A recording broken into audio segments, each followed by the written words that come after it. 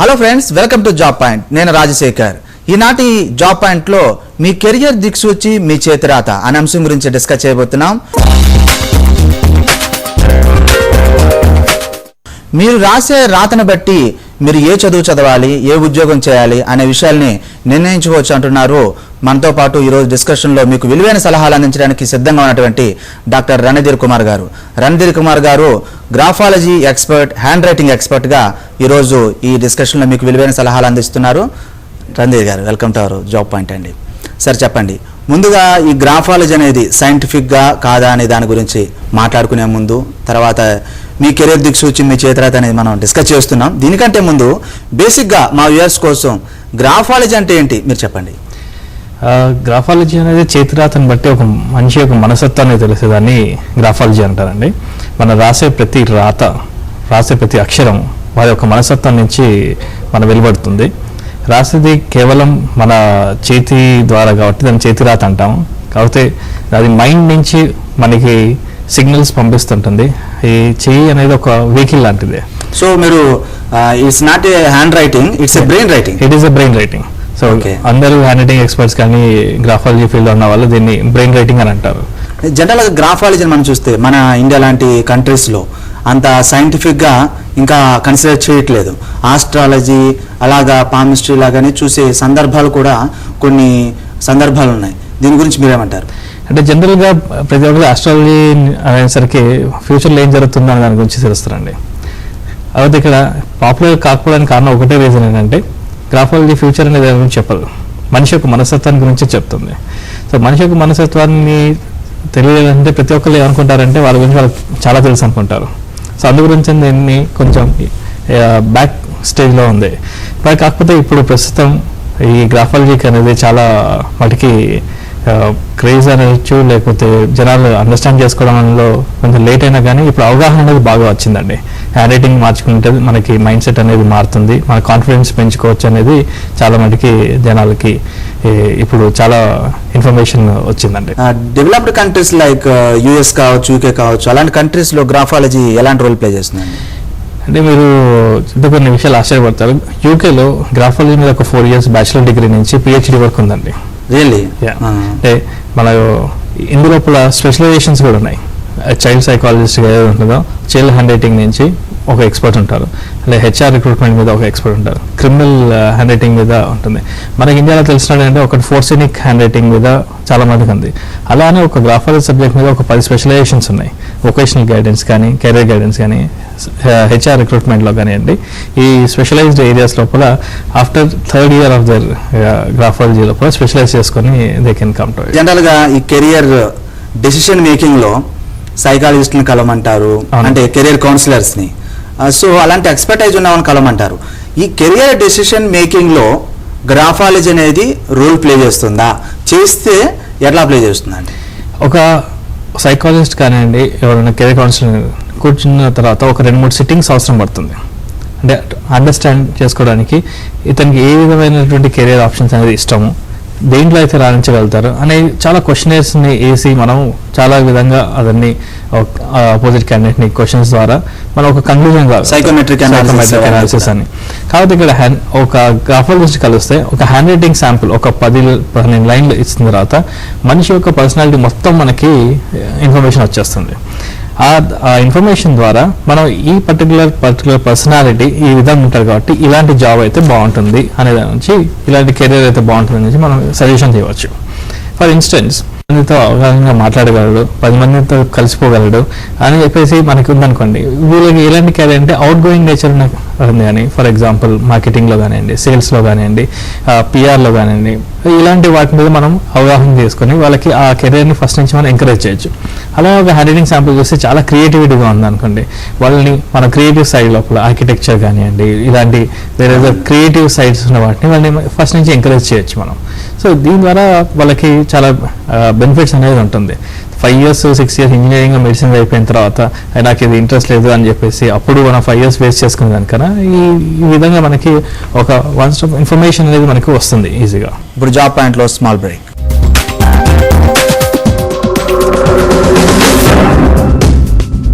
ఆయుర్వేదం భారతదేశం యొక్క ప్రాచీన వైద్య శాస్త్రం. ఆయుర్వేదం అంటే జీవన విజ్ఞానం. ఏవీపీ కపిల్ ఆయుర్వేద చికిత్సాలయం. ఇది కోయంబత్తూర్ ఆర్య వైద్య ఫార్మసీ సహకారంతో శతవసంతాల ఆరోగ్య వైద్య విధానం నయం కాని రోగం లేదని నిరూపించింది. ఏవీపీ కపిల్ నిపుణులైన వైద్యుల ద్వారా సేవలు అందిస్తుంది. అలాగే 5 చికిత్సా గదులు, 24 గంటల ఫార్మసీ, 36 పడకల ఏసీ మరియు నాన్ ఏసీ గదులు రోగులకు అందుబాటులో ఉంటాయి. మరియు ప్రత్యేకమైన సభ్యత్వం పొందడం ద్వారా మీరు విలువైన సేవలు పొందవచ్చు. ఏవీపీ కపిల్ చికిత్సాలయంలోని ఈ అవకాశాన్ని సద్వినియోగపరుచుకొని ప్రాచీన శాస్త్రీయ వైద్య విధానాన్ని తెలుసుకొని సంరక్షణ, స్వస్థత మరియు సంపూర్ణ ఆరోగ్యాన్ని ఆస్వాదించండి. ఏవీపీ కపిల్ ఆయుర్వేద చికిత్సాలయం, చంపాపేట్, హైదరాబాద్. ఫోన్ నంబర్ 9912347026 మరియు బొగల్రాజ్పురం, విజయవాడ. Phone number 8498913331. సంతానలేమితో బాధపడుతున్నారా? తల్లి కావాలని కల నెరవేర్చుకోవాలనుకుంటున్నారా? ఇందుకు ఆయుర్వేద వైద్యం తీసుకోవాలంటే మధ్యాహ్నం 2:30 గంటలకు జీవన రేఖ కార్యక్రమానికి ఫోన్ చేయండి. మీ సందేహాలకు ఆయుర్వేద ఇంటర్నేషనల్ డాక్టర్ దీప్తి సమాధానాలిస్తారు. మీరు ఫోన్ చేయాల్సిన నంబర్లు 040-325-77721, 325-8822.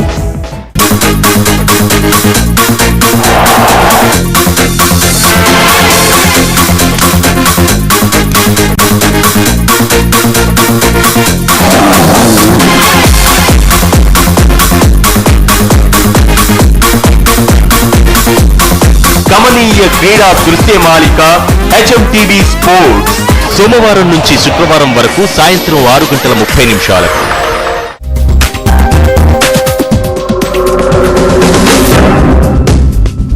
జాబ్ పాయింట్ కు తిరిగి స్వాగతం.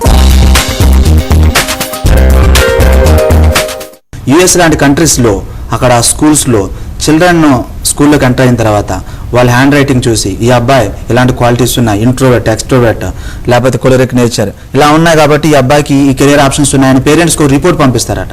సో గ్రాఫాలజీ అనేది చిల్డ్రన్కి ఈ కెరీర్ డెసిషన్ మేకింగ్ ఎలా ఉపయోగపడుతుంది అంటారు? అంటే కెరీర్ మేకింగ్ అంటే కపుల్ ఆఫ్ స్టేజెస్ ఉంటాయండి ఇందులో. ఇప్పుడు మీరు అన్నట్టు చిల్డ్రన్కి మన దగ్గర 3 years 4 years నుంచే వాళ్ళకి హోంవర్క్స్ ఇచ్చేసి రాయించేస్తూ ఉంటారు. ఒక చైల్డ్ హ్యాండ్ రైటింగ్ స్టార్ట్ చేయాలంటే 8 years మినిమం ఉండాలండి. బోన్ ఫార్మేషన్ కావడానికి 8 years పడుతుంది. దాని తర్వాత అనుగుణించిన ఎక్సెప్ట్ లివింగ్ అవర్ కంట్రీ, మీరు any part of the world మీరు చూసుకుంటే 8 years తర్వాతే వాళ్ళకి హ్యాండ్ రైటింగ్ మీద ఫోకస్ అనేది చేస్తుంటారు. ఈ 8 నుంచి 13 years లోపల చిల్డ్రన్స్ వాళ్ళ యాటిట్యూడ్స్, మెంటాలిటీని పేరెంట్స్కి టైం టు టైం ఇన్ఫర్మేషన్ ఇస్తారు. చైల్డ్ ఈజ్ వెరీ ఇంట్రోవర్ట్ అని, లేకపోతే మీరు చైల్డ్ చాలా హైపర్ యాక్టివ్ అని చెప్పేసి ఈ విధంగా one of the options hand writing తీసుకొని వాళ్ళు పేరెంట్స్కి ఇన్ఫర్మేషన్ ఇస్తారు. కెరియర్ ఏ విధంగా అనే దాని నుంచి once child come from 13 to 15 years ఆ ఏజ్ లోపల వాళ్ళ ఇంట్రెస్ట్ అనేది టోటల్ చేంజ్ అవుతుంది. సో హ్యాండ్ రైటింగ్ కూడా 4 stages లో చేంజ్ అవుతుందండి. ఫస్ట్ 8 years నుంచి స్టార్ట్ అవుతుంది. 8 నుంచి 14 years వరకు ఒక లెవెల్ ఆఫ్ హ్యాండ్ రైటింగ్, 14 నుంచి 20 years ఒక లెవెల్ ఉంటుంది. 20 years తర్వాత టిల్ 45 years ఒక లెవెల్ ఉంటుంది. 45 నుంచి it will remain the same. Really అంటే లైఫ్ లో ఇన్ని స్టేజెస్ హ్యాండ్ రైటింగ్ అనేది మార్పు ఉంటుంది. కానీ సీ చేంజ్ అనేది ఎప్పుడు వస్తుందంటే మనం ఎప్పుడైతే 13 years ఎంటర్ అవుతుందో person enters in teenage, biological changes కానివ్వండి, ఫిజికల్ చేంజెస్ కానీ, దాంతోపాటు మైండ్ సెట్ మారిపోతుంది. 13 నుంచి 25, 26 అంటే ఈ లోపల కెరీర్ అయిపోతుంది, జాబ్ అయిపోతుంది. 27, 35 అంటే మ్యారేజ్, ఇవన్నీ ప్రాసెస్. 45 అంటే start retirement planning. So thinking process will differ. So 8 to 14, 15 years you are dependent. 15 నుంచి స్టార్ట్ థింకింగ్ యువర్ ఓన్, అంటే మనకి ఏది మంచిది ఏది చెడు అనే దాని నుంచి మనం ఆలోచిస్తూ ఉండటం. అప్పుడు మైండ్ సెట్ మారిపోతుంది.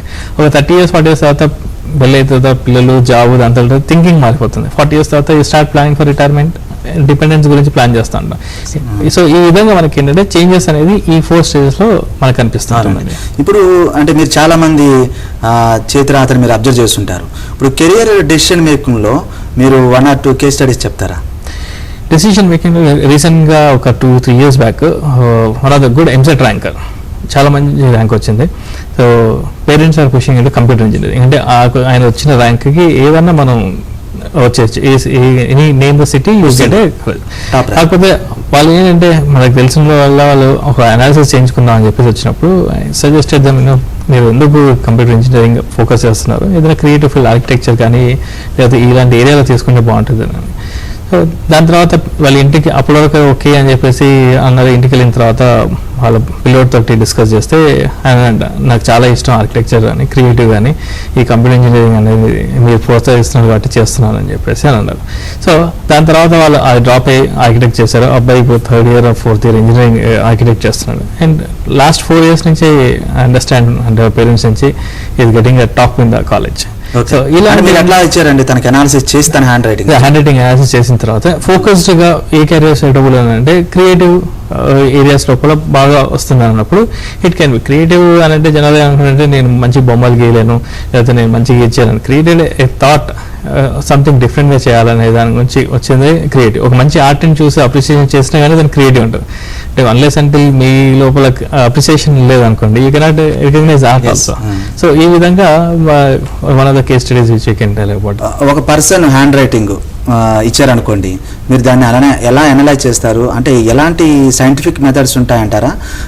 ఇప్పుడు అంటే పబ్లిక్కి common man point of view చూస్తే వాళ్ళకి అర్థం కావడం కోసం దీని ఇంపార్టెన్స్ మీరేం చెప్తారు? అంటే సార్ ప్రతి ఒక్కరు ఏమంటే hand writing time to time change అవుతుంది అనుకుంటారు. సో అది కరెక్టే. కాకపోతే ఒక హ్యాండ్ రైటింగ్ ఎక్స్పర్ట్గా మీ హ్యాండ్ రైటింగ్ అనేది మారుతూ ఉండొచ్చు. మీరు ఫస్ట్ పేజ్ నుంచి సెకండ్ పేజ్ రాసినప్పుడు ఫస్ట్ పేజ్ ఫస్ట్ పారాగ్రాఫ్ మారుతుంది, లాస్ట్ పేజ్ లాస్ట్ పారాగ్రాఫ్లో చేంజ్ ఉంటుంది. కాకపోతే కొన్ని కీ లెటర్స్ ఉంటాయండి ప్రతి ఒక్క హ్యాండ్ రైటింగ్ లోపల. As unique as finger prints ఎలా ఉంటుందో ఆ విధంగా అవి మారవు. అవి ఈవెన్ ద రైటర్ కూడా తెలియదు ఆ కీ లెటర్స్ ఏంటని. ఆ కీ లెటర్స్ని ఐడెంటిఫై చేసి దాని ద్వారా మనం అనాలిసిస్ అనేది చేస్తాం. ఫైనల్గా చెప్పండి, ఈ క్రాస్ రోడ్స్లో ఉన్న వాళ్ళు కెరియర్ నేను అది చేస్తే బాగుంటుంది, ఇది చేస్తే బాగుంటుంది, ఇది నాకు ఆసక్తి లేదు, అది ఆసక్తి ఉంది, ఇవన్నీ రకరకాలుగా కాన్ఫ్లిక్ట్స్ ఉన్న వాళ్ళు బయటికి రావాలనుకుంటే వాళ్ళు ఏం చేయాలంటారు ఈ గ్రాఫాలజీ దృష్టిలో? ఇది బేసికల్గా ఇలాంటి వాళ్ళకి చాలా యూస్ఫుల్ అవుతుందండి.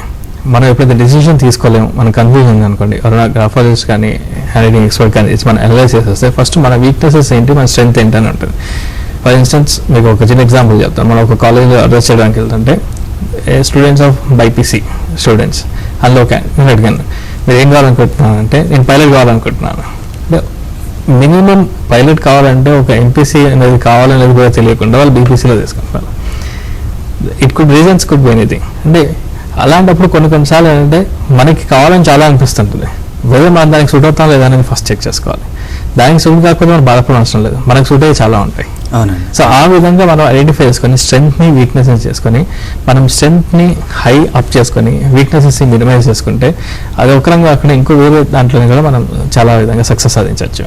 స్పెషల్గా ఈ క్రాస్ రోడ్లో ఉన్న వాళ్ళకి ఇది ఇస్తే ఒక గైడ్ లైన్స్గా పనికొస్తుందండి. సో దట్ వాళ్ళ ఎనర్జీస్ అక్కడ ఇక్కడ పెట్టి వేస్ట్ చేసుకోకుండా ఒక ఆబ్జెక్టివ్ మీద ఫోకస్ చేసుకొని ఈ స్ట్రెంగ్త్ నాది అనే దాని నుంచి ఇది చేసుకోవచ్చు. లేదు మనకి పర్టికులర్ది కావాలి అనుకోండి, మనకి ఎలిజిబిలిటీ ఉందనుకోండి, మన హ్యాండ్ రైటింగ్ వల్ల కొన్ని చేంజెస్ చేసుకుంటే దాన్ని మనం రీచ్ అయ్యే స్టేజ్ కూడా రావచ్చు. ఓకే, అంటే అందరూ క్వాలిటీ కలిగిన గ్రాఫాలజిస్ట్ని కలిసే అవకాశం ఉండకపోవచ్చు. అలాంటి వాళ్ళకి మీరు కెరీర్ డెసిషన్ మేకింగ్లో ఆన్లైన్ కానీ లేకపోతే సంథింగ్ వాళ్ళు ఓన్గా కొన్ని బుక్స్ ద్వారా కానీ మార్చుకోవడానికి అవకాశం ఉందా, లేకపోతే ఖచ్చితంగా క్వాలిటీ కలిగినటువంటి గ్రాఫాలజిస్ట్ని కలిసి గైడెన్స్లో మార్చుకుంటే బెటర్ అంటారు? సరే, ఎప్పుడైనా కానీ దేనికైనా కానీ ఒక మాస్టర్ అనేది కంపల్సరీ అండి. ఇప్పుడు మనం సెల్ఫ్గా బుక్ చదివి చేసాం అనుకోండి, బుక్ చదివి వంట చేస్తే ఎలా ఉంటుందో టేస్ట్ ఇది కూడా అలానే ఉంటుందండి. సింపుల్గా చెప్పారు. Thank you very much sir.